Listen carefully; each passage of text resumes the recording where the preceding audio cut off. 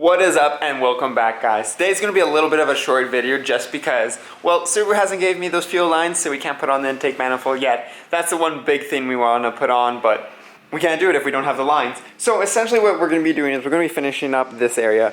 So I have some of the nuts for the turbo up pipe. Actually, these nuts are for the downpipe, but they're the exact same thread pitch because, well, it's Subaru, they like to keep stuff simple. So I'm just going to use those and then order some back from Subaru.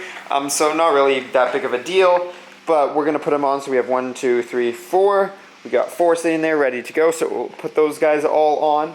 And then we're essentially going to put on this little bracket right here that we painted. Then we got to deal with this guy. So last time we left with not figuring out and me going to go to Subaru. Well, I did a little bit of research last couple days, and it turns out this fuel line actually makes sense. So it sits right like here, so like that. And this guy that's on the engine block itself is actually out of position. So what we got to do is we got to heat that up and bend it to position. So we're going to be doing that last once we have this, and we're just going to hope that we don't break, because if we break it, yeah, that's not going to be fun. So we're going to heat it right up, and then I'm going to just slowly mold it to the right size, and hopefully we don't break it.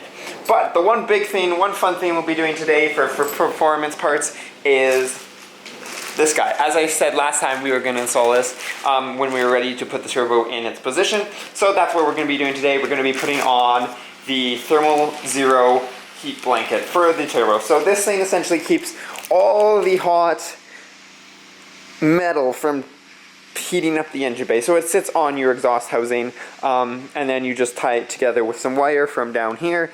But we'll go through once we actually install it, and I'll show you guys exactly how that works.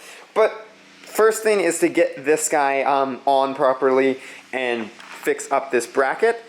Or wait, before I do that, we're going to put on the turbo blanket. So that's going to be the first thing. So I'm going to open this up, make sure I know the instructions, and then we'll get to it.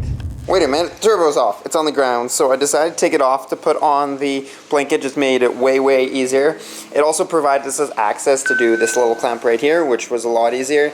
And then look at this guy. So you can tell this has already been bent this way. It's been bent that way. So I need to bend it back this way, essentially. So I'm going to heat it up like this and just move it around while it's sitting here because it's a little bit sketch. So we will go from there. But first, the turbo blanket, guys. So essentially, you start off with these two pieces. One goes here and one goes there, and the bottom guy goes like that. So you have it flat on this side, and then you have these two here, and then you run the wire between this point and there. So we essentially have it wrapped up on this one and then just looped on that guy, and you just pull it tight and then twist it around and you're all good.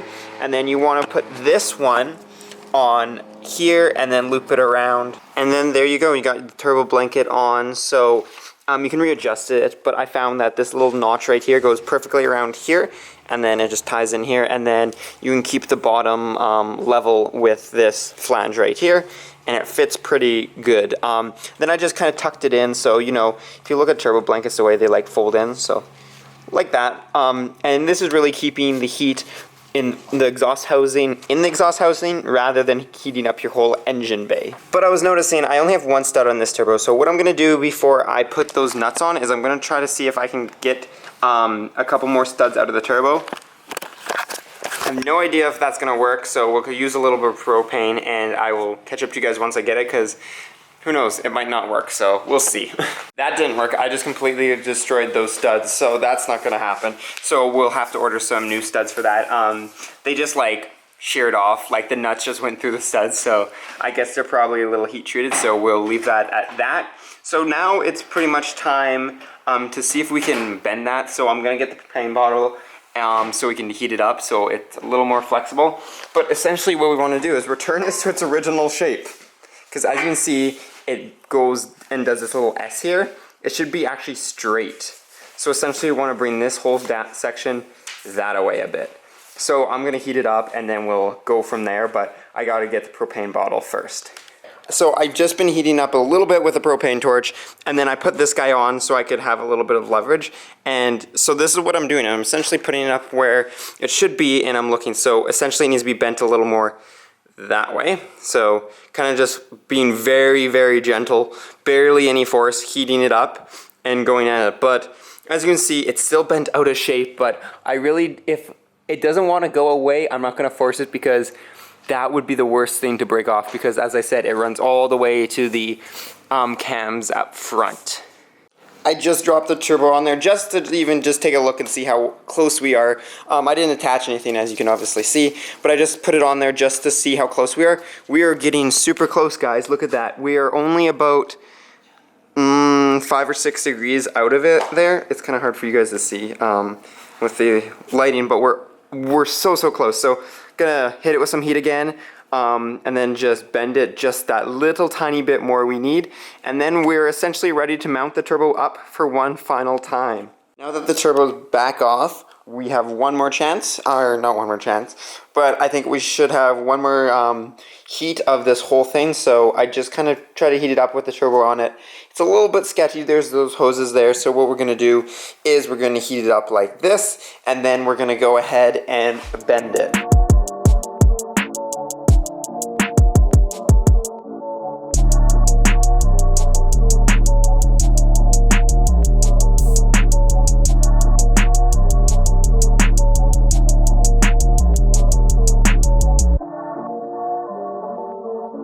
As you saw in that time lapse, I bent it one more time, but I also heated it right up. As you can tell, it's smoking a little bit, so that we can toss the turbo on here, be careful of it, and then if we do need to make any final adjustments, we should be good. And I just lost, there we go. Yeah, so we can make any adjustments that we need, but we're going to toss the turbo on, and then I think this actually looks pretty close, and it looks like the line's still good, so we might be golden, guys.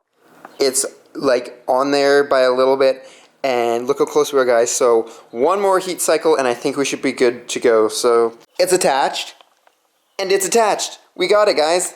What I ended up doing was I just kept on heat cycling it, and I got really hot this time.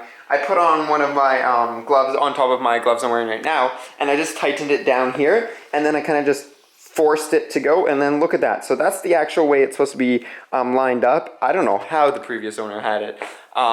That's really strange, because he had it straight up and then he had this weird like Y thing. I've never seen that before, so who knows. But anyways, what we're gonna do now is we're going to tighten down the turbo itself, and then we're going to put in our crush washers and then tighten down the banjo bolt, and we're good to go. We got the turbo on today, guys, which is awesome. It is really cool because now it's a turbo Subaru all again. And there we go. We have everything torqued down. This one's, actually it's 11.6 or something, but I was off by 1 pound.